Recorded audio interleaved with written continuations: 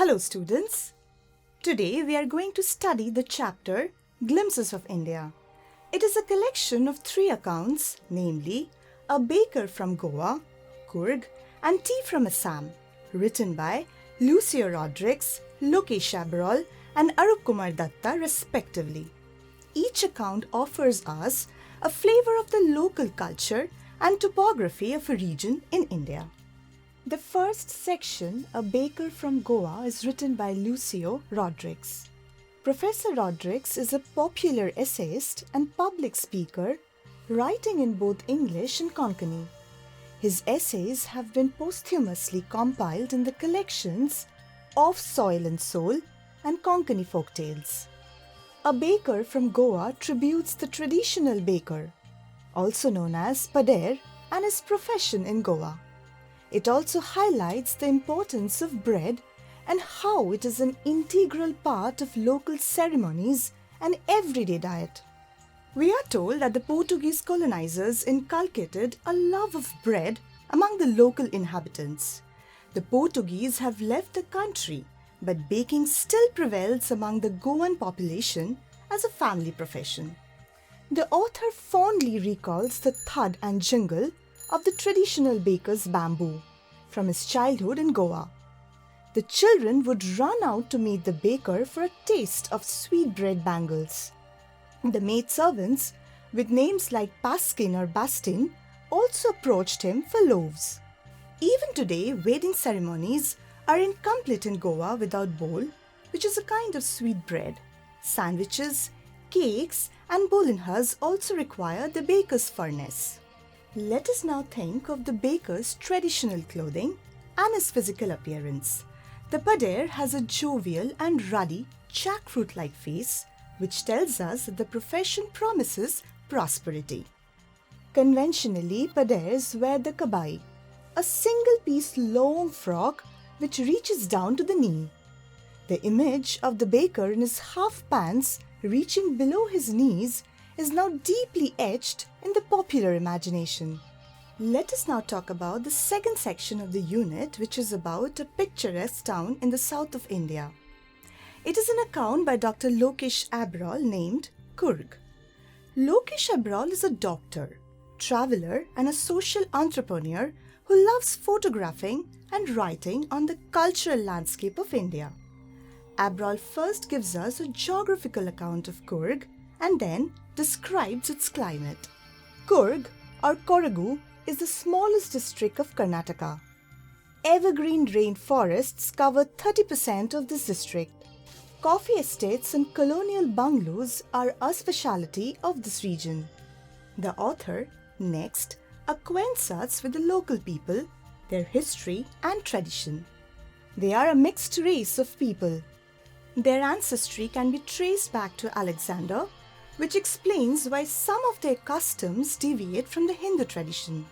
Again, the kupia or the long black coat with the embroidered waist belt that the Kodavus of Coorg wear links them to the Arabs and the Kurds. Hospitality and pride in their heroic past are the defining qualities of the local inhabitants. Finally, we learn about the rich biodiversity of Coorg, including mahasir fish, macaques, Malabar squirrels, langurs and loris. He also shows how adventure sports such as river rafting, canoeing, rappelling, rock climbing happens in this region. This makes Coorg a prime tourism destination in Karnataka.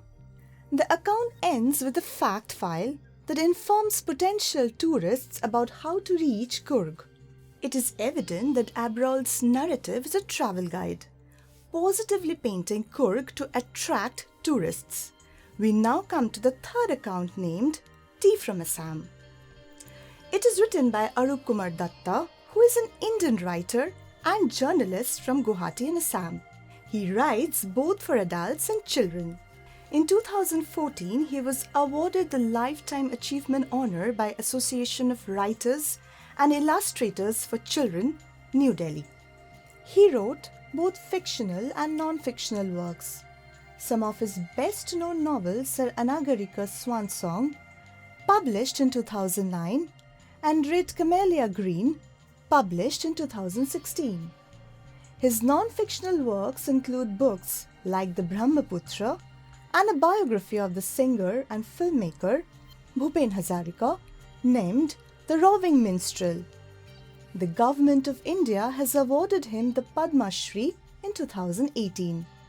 The account is a travel story which starts with a train journey to Assam. Pranjal's father is a manager of a tea garden in Assam, so he has invited his school friend Rajveer from Delhi to visit his home in Assam. As the two friends travel together, a vendor offers them Assam tea, uttering his distinctive Chai Garam. Rajveer is traveling to Assam for the first time. No wonder he is excited by the beautiful tea bushes stretching on the hilly slopes. He is full of interesting trivia regarding the origin of tea. He narrates a Chinese and an Indian legend about tea to Pranjal, who is ignorant about them in spite of being born and brought up among tea estates. Pranjal's parents receive them at Mariana Junction, and they soon enter Dhekiabari tea estate on car. Groups of tea pluckers with bamboo baskets on their backs, wearing plastic aprons, are plucking the newly sprouted leaves. Rajveer correctly identifies the time of the year as the second flush. The second flush of the sprouting season lasts from May to July and yields the best tea. Pranjal's father, Mr. Barua, is greatly surprised. This brief travelogue highlights that we are often myopic or short-sighted about our local culture. Like Pranjal, we often take it for granted. The knowledge which Rajveer gleans from his books helps him appreciate the local landscape better. With that, we come to the end of 3 very informative accounts on Goa, Coorg and Assam. I hope this inspires you to find out more about the local environment and cultures and explore the vast landscape of our country with much curiosity, anticipation and joy. That's all for today. See you in our next question and answer video. Bye.